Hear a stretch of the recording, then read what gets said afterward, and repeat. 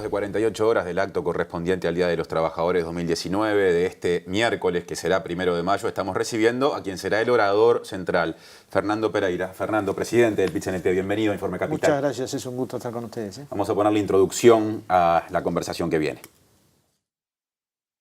El acto de este 1 de mayo se realizará en un contexto particular. Menos de 2 meses después, la celebración de las internas abrirá el calendario electoral que tendrá su punto más fuerte en las elecciones presidenciales de octubre y posiblemente noviembre. El empleo parece ocupar más espacios en la agenda política que hace 5 años, ya que el quinquenio en curso se caracteriza por una desocupación superior. Desde 2015 se perdieron unos 47.000 puestos de trabajo. El contexto de cambio tecnológico genera incógnitas importantes para la masa trabajadora, también involucrada en discusiones incipientes acerca de una eventual reforma previsional. Las corrientes mayoritarias del PIT-CNT anuncian que a estos asuntos el discurso de Fernando Pereira le sumará una mirada crítica respecto del salario mínimo y menciones a la salud, la educación y la vivienda. Pero corrientes minoritarias como el Lucha, que intentó sin éxito promover la oratoria de Valeria Ripoll, apuntan que se tratará de un acto político partidario y no se hablará de lo que se hace mal en el entendido de que habría una alineación con el oficialismo político. Otras corrientes, como el denominado Grupo de los 8, expresa cuestionamientos similares, aunque no discute la elección del orador. Cuestiona que se le dé la palabra a la intersocial feminista que expresará su proclama desde el estrado y es acusada de estar integrada por organizaciones que han tenido actitudes antisindicales en distintos emprendimientos, particularmente de la educación no formal. Fernando, algunos de los ejes me imagino que ya estaban planteados en esta presentación que acabamos de escuchar, pero van en ese orden, empezando por trabajo, salud. ¿Cuáles son los ejes centrales que va a tener el discurso y lo que reclaman los trabajadores? Yo te diría que hay una parte que es trabajo, claramente. Trabajo en términos de construcción de puestos de trabajo y hacer del trabajo una cuestión decente, construir trabajo decente. Acá, ¿qué se podría entender por trabajo decente? Por ejemplo, cuando tercerizan trabajadores del Estado o las empresas privadas para trabajadores genuinos, desde mi punto de vista se violenta el derecho de un trabajador a tener otros derechos que no son solo el salario, ¿verdad? Y que muchas veces se ven limitados en el Estado, en las intendencias, en OCE, los toma consumo de OCE. ¿Por qué tienen que tomar como consumo los trabajadores privados? ¿Por qué no son de la empresa? Si finalmente es un trabajador genuino de la empresa. Se discutirá qué tipo de producción hay que tener, de qué forma, pero son los mismos trabajadores. Entonces, lo que a veces no nos respondemos es por qué hacemos cosas que a la luz de la realidad nada modifican. ¿Es para abaratar costos? Bueno, podría ser la respuesta que sí. Entonces, ¿queremos construir trabajadores decentes o no? Porque en definitiva el gasto lo van a tener. ¿Se abarata una costos? empresa, finalmente, no demasiado, porque la empresa algo tiene que ganar. Nadie te va a contratar mano de obra y pagarle lo mismo que vos le pagás. En todo caso, ese trabajador va a recibir una parte de lo que la empresa le pague. Entonces, desde mi punto de vista, lo que se hace es generar una política que desregula el mercado laboral. Es cierto que hay algunas normas que favorecieron que no fueran tan explotados como eran. Por ejemplo, la famosa ley de tercerizaciones que si una empresa contrata a una subcontratada y esa no cumple, la empresa madre se responsabiliza de los daños que pueda generar sobre el trabajador. Pero ¿acaso no se pueden regularizar esos trabajadores en el Estado? ¿Por qué políticas tan contradictorias? Por ejemplo, en el primer gobierno de Vázquez, en los primeros 2 años, se regularizaron 7.000 trabajadores. Pero en vez de continuar con esta política, crecieron las tercerizaciones por otro lado. En el último año, en la ANEP, se regularizaron 1.000 auxiliares contratadas por Comisión de Fomento, que cumplían tareas de limpieza, de ayudantía de clases, de comedor escolar. Esas trabajadoras trabajaban en una misma escuela, con otras trabajadoras. Tenían horarios diferentes y cobraban menos. ¿Por qué? ¿En razón de qué? ¿Ese es el ambiente laboral que va a favorecer un mejor clima de trabajo?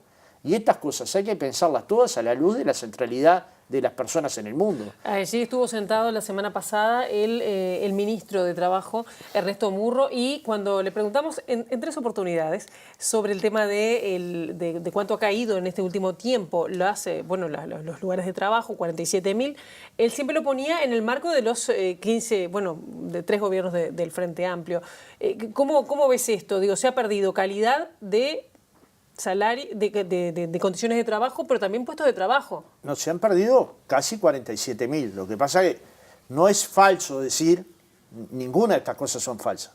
ni que en el último periodo se perdieron 47.000, ni que en los años anteriores, desde el 2005 para acá, se habían construido 300.000.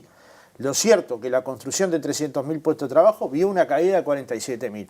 Para esas 47.000 personas es el tema más importante reconstruir su puesto de trabajo. ¿Y para mí cuál sería?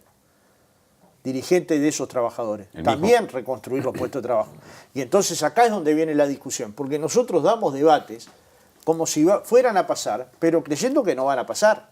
Entonces, por ejemplo, la Revolución 4.0 la mencionamos como el trabajo del futuro. Hoy está. Hoy hay cajeros sin cajeras, cajas sin cajeras. Hoy hay balanzas sin el pesador habitual. Hoy hay en el agro tecnología de punta que va desplazando el trabajador o el peón rural tradicional. Y que va generando otro tipo de trabajo. ¿En esos 47.000 se está notando ya eso? ¿Cómo no se va a notar? La mitad son de la construcción. Ajá. Entonces, digamos, ahí hay una explicación clara. Y la otra mitad muy desparramada de acuerdo a la rama de actividad. Perdón, lo de la construcción, ¿por dónde viene? Porque me quedé pensando la en eso. construcción estaba en el pico más alto de la historia. Bien. Y ese pico yo pienso que es muy difícil de mantener. Pero lo cierto es que había 23.000 trabajadores en la construcción que hoy no tienen un empleo ahí. Y hay que buscar otras opciones de trabajo. De hecho, nosotros al gobierno y las cámaras empresariales le propusimos un ámbito tripartito que discuta el trabajo por fuera de las demás peripecias del mundo del trabajo, porque realmente la construcción de puestos de trabajo hace a muchas de las cuestiones centrales que el trabajador tiene. Entre ellas a la posibilidad de tener su mutualista, entre ellas el sindicato, entre ellas la integración con otros compañeros, el construir colectivos que impliquen solidaridades múltiples. El trabajo es mucho más que trabajar 8 horas. Ahora, construye identidades, ¿no? Hablaste de trabajo sobre todo a nivel del Estado. Si hablas con las cámaras empresariales, dicen, bueno, o con las gremiales agropecuarias... pero mirá que dije el Estado, porque no sé precisamente los mira usted, digo, ¿cuántos periodistas tercerizados hay hoy que trabajan para un solo medio? ¿Cómo no? O los canales públicos, ¿qué cantidad de trabajadores tercerizados tienen? Y en función de qué tantos años. Pues si me decís, están a prueba un año, a ver si los muchachos manejan bien la cámara, si el sonidista, si la maquilladora. Pero 15 años, 12 años, 11 años. ¿Quién le puede explicar eso mirándole a los ojos que es una política adecuada? Yo no puedo, ni quiero, ni debo. Porque contrariamente a la polémica, el gobierno para defenderse tiene su parlamento y el gobierno. Nosotros somos la defensa de los trabajadores y de los más débiles. En el 66, cuando se discutía esto, y no se discutía con indiferencia a los proyectos de izquierda en el mundo ni en América Latina, pero se decía, el movimiento sindical tiene que ser la defensa de los trabajadores y también el escudo de los más débiles. Si yo te digo, 1 de cada 5 niños uruguayos de 0 a 6 años está debajo de la línea de la pobreza, a mí me indigna. ¿Esto quiere decir que hace 15 años no estábamos peor? Estábamos peor, pero sigue habiendo un niño cada 5 que estaba debajo de la línea de la pobreza. Y a ese niño le pedimos que se eduque, que tenga educación de calidad. ¿Y cómo? Si a veces no tienen las casas adecuadas, los servicios mínimos imprescindibles, no tienen baño dentro de la casa. Entonces, estas peripecias también las tenemos que contar. No para radicalizar un discurso que todo el mundo, a mí me pone moderado, que tengo 20 años, entre paréntesis, ¿no? Ahora creo que oficialista, que debe ser más o menos lo mismo en la jerga periodística. Pero estos temas son lo que dicen cuando decimos nuevos derechos, decimos esto. Si el artículo 8 de la Constitución dice todos somos iguales ante la ley y no va a haber ninguna otra diferencia que los méritos, los talentos de las personas, ¿es verdad que eso se puede hacer hoy en el Uruguay? ¿Es verdad que van a tener nuestros hijos las mismas posibilidades que los hijos que nacen en contextos desfavorables? No. ¿Es verdad que van a tener la misma defensa de la justicia? Como bien dijo la presidenta de los defensores de oficio, no hay condiciones hoy para defender en calidades óptimas a aquellos que son pobres. Entonces, si uno ve una cárcel que hay más de 11.000 presos, la mayoría son pobres y jóvenes. Claro, pero los empresarios se quejan de que la carga que tienen los trabajadores a veces es muy elevada y hay poco margen de ganancia. Digo que cuando lo dicen desde el sector agropecuario, lo dicen los empresarios, que pero además han en perdido... estos 15 años de crecimiento explosivo, ¿alguna vez no lo dijeron? Bueno, ¿algún año? ¿Ustedes se acuerdan que hayan dicho, este año no fue bárbaro? No, está bien, pero capaz Cuando que en los últimos 2 o 3 se endureció ese discurso, sí, ¿no? Es verdad, porque ahora sí tenemos restricciones. El problema es que se quejaron cuando hicieron plata carretilla. Y eso no se puede discutir, porque si un Producto Bruto Interno pasa de 15.000 a 60.000 millones y la masa salarial en relación al producto anda en el entorno del 29, alguien tiene la plata. No van a ser los 400.000 trabajadores que ganan 20.000 pesos. Bueno, ahí hay quienes dicen, ojo, que muchas de esas ganancias están yendo del país producto de la extranjerización, que es otro fenómeno. Se van a explotar trabajadores a Paraguay. Está bien, pero digo... Se van a embromar gente. El crecimiento también está se van a vinculado a pagar capitales el 10, extranjeros, 10 ¿no? y 10, que es básicamente que esas personas no se jubilen nunca en su vida. Entonces, cuando te dicen, Paraguay es más fácil para invertir, y sí, si es el reino de la explotación, el reino del incumplimiento de las normas, la falta de carga impositiva para atender a los más débiles, y la mayor parte de los paraguayos nunca se van a jubilar. Ahora, Fernando, ¿ese es el sí. país en el que vos querés vivir? Yo no. Te planteé recién en la cuestión de la extranjerización, pero aparte, pensando en un grupo grande de gente que tiene trabajo, o sea, hoy en la estadística de desempleo no está en el peor casillero, pero que gana 15 a 20 mil pesos. ¿Qué se puede esperar concretamente? Ahí hay que ser fuerte. ¿Y hay margen en el mercado para plantear en ciertos sectores un crecimiento más fuerte? Si nosotros hubiéramos escuchado solo el discurso empresarial, ni las 8 horas tendríamos. El problema es que hay una clase laboral, una clase trabajadora, una clase obrera que tiene que pelear por mejorar los mínimos. Porque con 20 mil pesos en Uruguay no puede vivir, no se puede vivir, no puede vivir nadie. Y hay 400.000 compatriotas nuestros que tienen ese salario. Entonces, si no se puede producir esos salarios, ¿tenemos problemas? Discutamos competitividad, discutamos política de inserción internacional, discutamos desarrollo del futuro. Por ejemplo, una cosa fantástica que se hizo es un convenio entre INEFOP y la Cámara Uruguaya del Software para la formación de 2.000 jóvenes y trabajadores para esa industria y de las nuevas tecnologías. Todas con empleo asegurado cuando terminen ese curso, ¿no? Entonces, claro que hay cosas para hacer. Ahí hay 2.000 puestos de trabajo y probablemente haya más. Y nuestra carga de formación profesional tiene que pensar, como piensa la UTEC, en términos de profesión del futuro. Pero digamos, si tenemos una matriz diversificada, tenemos que tener los técnicos que trabajen en el área de la nueva matriz energética. Me refiero a la eólica y a todas las demás. Entonces, pensar las profesiones del futuro también sería discutir cuál va a ser la diversificación productiva del Uruguay. Fernando. Uruguay claramente tiene trabajo en el turismo, tiene que ir a más, pero hemos mejorado sustancialmente. Naturalmente, que en un año donde todo el mundo parecía que Macri iba a ser la salvación de los argentinos, yo no sé dónde se van a meter todos los que dijeron eso, ¿no? La pobreza en Argentina llega a 32%, la inflación supera el 50 y pico. Entonces, digamos, el problema es que también estamos ubicados en una región que está verdaderamente complicada. En Brasil vale leer a Bolsonaro para ver enfrente de qué loco estamos. Lo que dijo Lula en relación a lo que es Bolsonaro es mínimo. Claro, ¿qué pasa, por ejemplo, con la reforma? Porque así te toca otro Todo tema. lo que usted quiera. La reforma de la seguridad social que está también sobre la mesa, que puede llegar a ser, bueno, se plantea que afecta directamente a los trabajadores, ¿no? Nadie va a aceptar ninguna reforma si primero no se reforma la caja militar. Nadie va a aceptar que las personas que son militares se jubilen con 45 años y a los otros le digan que van a trabajar unos años más. O se genera una reforma que abarque a todos los ciudadanos, a todos, y se discute en un diálogo social donde participen los partidos, los empresarios, los trabajadores, organizaciones vinculadas al tema, y se acuerda socialmente cuál es la manera de proteger la seguridad social más global, que también tiene que ir a atender a la niñez. Uruguay destina 1.2 a la pobreza infantil. Entonces, lo que te digo, la seguridad social, siempre, ahora ¿Sobre y qué siempre, líneas? sobre todas, sin excepciones. Ahora, si el único tema que se plantea es aguantar la edad jubilatoria, bueno, así no va a haber Dios que pueda. Si nadie se va a animar a tocar la caja militar, y obvio que los demás no vamos a resistir.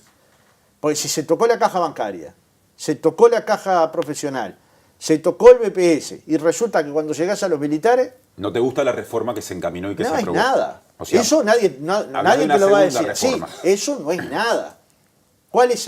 ¿Qué te puede decir un economista que va a ser el ahorro que se hizo con esta modificación? Nada, absolutamente nada. En todo caso es una señal en términos políticos, pero lo que se requiere no es una señal política, es una señal que permita tener seguridad social en el futuro.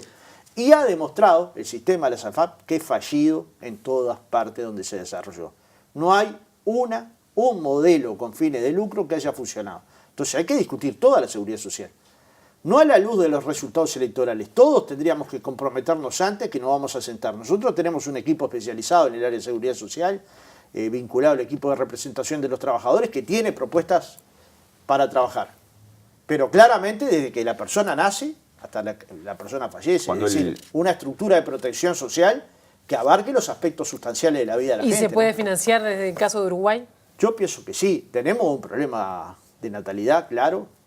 Hablando con los demógrafos uruguayos o con algunos amigos que están estudiando el tema, me plantean Incluso yo lo veía con cierto optimismo la llegada de inmigrantes al Uruguay y por lo que me dicen no mueve la aguja. Y esto va a ser un problema, va a llegar un momento donde va a haber más pasivos que activos y en esa línea tenemos que trabajar para ver cuáles son las formas de financiamiento. Y al mismo tiempo, como en otras partes del mundo, ir pensando cómo se graba la robótica para que las personas tengan seguridad social, ¿no? Porque seguramente cuando discutamos el trabajo del futuro, ahí va a haber otro tipo de trabajos, con otro tipo de carga horaria, con otro tipo de tiempo de trabajo. En fin, va a haber un cambio que no sabemos qué dimensiones va a tener. De acuerdo a los autores que uno lee, yo he leído mucho porque me interesa mucho el tema, dependiendo cuál lee, es más dramática o menos dramática. Pero, ¿qué depende para que no sea dramática? Las políticas públicas que los estados desarrollan. Y esta es la discusión que el movimiento sindical no se puede perder. Si nosotros no construimos los sindicatos que entiendan cómo se organiza la industria del software, cómo se organizan los nuevos trabajadores rurales, cómo se organiza el nuevo trabajador vinculado a las nuevas tecnologías, nos vamos a perder una parte de la política. Y cuando saquemos la foto de la clase trabajadora nos va a estar faltando un poco. Entonces eso lo tenemos que ver, no porque hoy tengamos problemas de afiliación, porque hoy estamos en la afiliación más grande del Uruguay, en la historia del Uruguay del movimiento sindical, porque tenemos que pensar en que solo los países con organizaciones sindicales y sociales fuertes son países con derechos. Fernando, los días previos a este 1 de mayo te expusieron públicamente o expusieron a sectores de la dirigencia como no ha pasado otras veces. Digo por las diferencias que, por ejemplo, manifestaste con Ripoll, manifestaron ambos en distintos medios de comunicación. Algo que le preguntamos a ella cuando nos visitó la semana pasada. ¿Haces algún tipo de autocrítica con respecto al manejo de esas diferencias? Porque yo no recuerdo que haya habido una polémica tan fuerte en los medios, tan sostenida, en un momento de tanta atención sobre el movimiento sindical. Sí, no debería haberle dado esa dimensión. Para mi gusto, a mí me resultó insultante y me sigue resultando insultante. Pero no debería haberle dado esa dimensión. ¿A qué te referís con lo insultante en particular? Bueno, si alguien dice que cambiamos viajecitos y eso es la representación de la OIT, ni más ni menos que el ámbito donde se va a tratar la ley de negociación colectiva, que es la que permite que ustedes negocien salarios, entre otras, o la de libertad sindical, o aquellas de ultraactividad. Entonces, si ese es un viajecito, yo diría que para mí fue un posgrado de dirigente sindical. La primera vez que me designaron para ir a Ginebra, lo sentí no solo como un halago, sino como una posibilidad de aprendizaje, y lo cierto que lo fue. Y cuando se propuso a Fernando Ferreira para ir a la OIT, no era una moneda de cambio, porque la mayoría están con el viaje o sin el viaje. Era un compañero que hace más de 25 años que negocia en la bebida, que tiene una profunda experiencia en el tema de la legislación laboral, que tiene una enorme experiencia negociando por rama y por empresa, es decir, alguien que conoce en el detalle lo que se trabaja, y que además obviamente es un militante de mucho tiempo. Entonces era en cierta medida que un compañero de otra corriente darle toda la confianza para que pudiera hacer la tarea más importante del año en temas internacional, que es defender a la ley de negociación colectiva. ¿Se mezcla lo político en la Yo defensa no sé, de los derechos? porque pensá que Pepe Delía fue vicepresidente del Frente Amplio. Candidato a la vicepresidencia. Candidato a la vicepresidencia. Integró la mesa política siempre. E incluso los organismos más pequeños como invitado. Y no se produjo mucho problema. Acá, ¿dónde está el discurso? Entre qué es la independencia, que es una definición para mí clara, que es no consultar a los partidos políticos para tomar decisiones, y la indiferencia, que sería lo mismo que yo te dijera hoy que me daba lo mismo que ganaba el PSOE que el PP.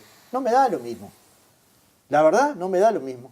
¿Me va a dar lo mismo que en Alemania gane el Partido Socialdemócrata que gane la derecha alemana? No me da lo mismo. Bueno, en Alemania gobiernan juntas, ¿no? No, pero no me da lo mismo. No, hay una ultraderecha alemana. No, yo hablé de la derecha de Merkel, no de la ultraderecha. La derecha de Merkel se parece a la moderación, comparado con la derecha ultra que tiene Alemania y que no tiene un pequeño tamaño, ¿no? Como dijiste derecha, solo te hice la precisión. Le ponemos ultraderecha. Bien. Y me va a dar lo mismo, bueno, y esto de España no deja de ser alarmante, que un sector de ultraderecha tenga un porcentaje de escaños importante, ¿no? Y si miramos país por país, si ustedes quieren que yo les diga que me da lo mismo, yo no les voy a decir nunca que me da lo mismo. ¿Y esa es la pelea, yendo a lo de Ripoll con...? No, yo no sé cuál es. Esa es la pelea que está acá. Yo no escribí no escribí en mi muro de Facebook lo que escribió Valeria. Yo en todo caso respondí. Y la respuesta la hice y la dejé colgada en mi Facebook porque es una respuesta en términos de unidad, que tiene que ver con la forma y con el contenido. Ahora, claro que le di una dimensión, sin quererlo, no deseada, y por tanto, en vez de estar hablando del contenido del 1 de mayo, he pasado todo el tiempo explicando cuál es la divergencia interna del PCNT y que el documento mayoritario no tiene una exigua mayoría. tuvo el 59.15% de los votos del Congreso del PCNT. ¿A usted le parece que eso es una pequeña mayoría? En mi país esto es una enorme mayoría. En todas las organizaciones en las que yo participo, el que tiene 60% de los votos tiene una enorme mayoría. Eso es no respetar a las minorías, por el contrario, es prestarle toda la atención del mundo.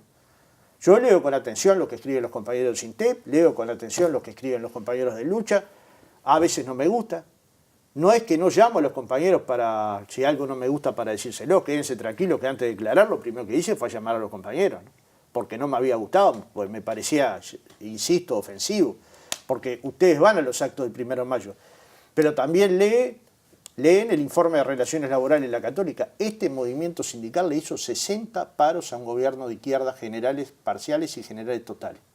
¿Ustedes conocen alguno en América Latina que le haya hecho a gobiernos de izquierda, de derecha o de centro esta cantidad de medidas? La misma cantidad que le habíamos hecho a los partidos blanco y colorado. Entonces nadie nos puede decir que no luchamos. Si mirás esa misma gráfica, los sindicatos que integramos la corriente mayoritaria hacemos buena parte de los conflictos de los sindicatos. Ahora, Fernando. Entonces, que se diga eso es bastante contradictorio con la realidad, pero lo cierto es que en vez de centrarnos en el acto, tuve que estar centrado en esta polémica, ¿no? Ya que mencionaste las corrientes. Entonces, hago una autocrítica. Bien. Debí haber callado. Ya que mencionaste las corrientes. El año pasado se le dio lugar en la oratoria, recuerdo a Castelgrande, si no me equivoco, dirigente de AUTE, que expresó la visión no de Lucha, sino del denominado Grupo de los Ocho, que es una corriente preexistente y muy crítica en general, o bastante crítica en muchos puntos, de, por ejemplo, políticas económicas. ¿Por qué este año no? ¿No hubiera sido mejor dar la señal de amplitud, de incorporar otra voz, otra visión? Bueno, yo qué sé, el día que vea a Dion que habla en la lista minoritaria, te digo, tenés razón. El día que vea a alguno de estos sindicatos que en vez de José López hable el de la minoría de COFE, te doy la razón. Pero es el acto del 1 de mayo ¿no? Hay una diferencia ahí. Sí, pero a mí me tocó hablar con Castillo en el mismo acto. Éramos dos, el de comunista, yo de articulación, de estas corrientes mayoritarias. A mí me tocó hablar con Abdala en un acto. Éramos dos de la corriente mayoritaria. Es decir, no siempre se ha hecho lo mismo.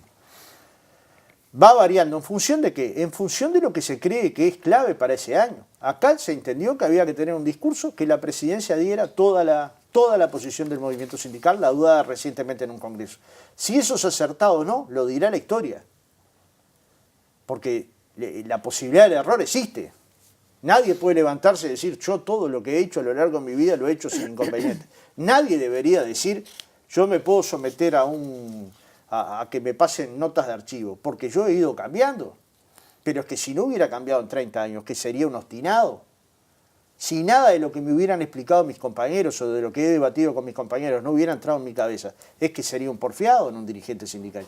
Darse la posibilidad de cambiar y de verificar si las cosas que uno sostenía a los 20 años son sostenibles a los 50, es un acto permanente que tiene que tener el dirigente sindical, y yo te diría que cualquier dirigente o cualquier persona crítica. ¿Incidió en esa definición que ese año electoral, como dicen desde las corrientes minoritarias? No, sí, yo que ahora calcularon que yo hablé en todos los años preelectorales.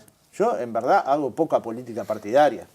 Digamos, en relación a la mayoría de la población, hago menos de la que me gustaría.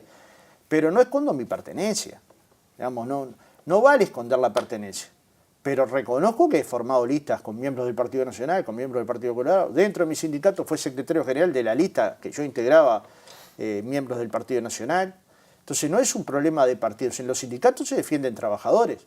Ahora, tampoco es que los trabajadores no puedan hacer política. Tienen todo el derecho del mundo a hacer política, como los médicos, los empresarios, los escribanos, todas las profesiones, incluyendo la de ser dirigente sindical o empresarial, como ha pasado en Uruguay, que hay diputados que fueron miembros de las cámaras empresariales o incluso ministros, ¿no? Entonces, digamos, lo que no nos tenemos que vetar es lo que la ley no nos prohíbe hacer. Nada nos prohíbe hacer política. Entonces, en cierta medida esta es una discusión de esta forma. Yo respiro política. Desde que me levanto hago política. Ahora, plantear que el acto del 1 de mayo va a ser un acto partidario porque hable yo, es faltar a la realidad, digamos, ¿no? Es no ser realista, es no estar mirando a la realidad. ¿Eso quiere decir que todo lo que yo diga va a ser críticas al gobierno y que no voy a valorar nada? No, yo a la gente no le voy a mentir. No es lo mismo el neoliberalismo que el progresismo. O por lo menos en Uruguay no lo ha sido. Y se puede mirar en guarismos salariales, en guarismos de empleo, en guarismos de protección social, en guarismo de políticas públicas, en guarismo de políticas sociales, de inversión educativa, de inversión en salud. Ahora, tampoco que tenemos todos los temas resueltos. La primera parte de esta entrevista fueron todas aquellas cuestiones que fueron críticas y va a haber otras, ¿no? Fernando, ¿qué pasa con en este momento que está el pico más alto de cotizantes en el PIT-CNT? ¿No es momento también de mostrar un movimiento sindical diverso, que la unidad es más allá de que sean mayoría, sino que se pueda mostrar más mujeres, más trabajadores que opinan diferentes, que son muchos? ¿No sería un buen cambio también para el PIT-CNT? Pero es que lo hemos hecho. El secretariado ya está funcionando con 7 mujeres y 8 hombres. Este es un cambio revolucionario. ¿Cuántas organizaciones pueden venir acá y decir esto? ¿Podría venir la AUF? ¿Podrían venir las cámaras empresariales? ¿Podría venir la Federación Uruguaya de Básquetbol? ¿Podrían venir otras asociaciones a explicar eso? Ninguna. Entonces, yo te entiendo que se puede ir a más. El Congreso del PIT-CNT tuvo 40% mujeres. Es el Congreso con mayor cantidad de mujeres de la historia del Uruguay. Y esto fue apoyado por la dirección sindical y trabajado.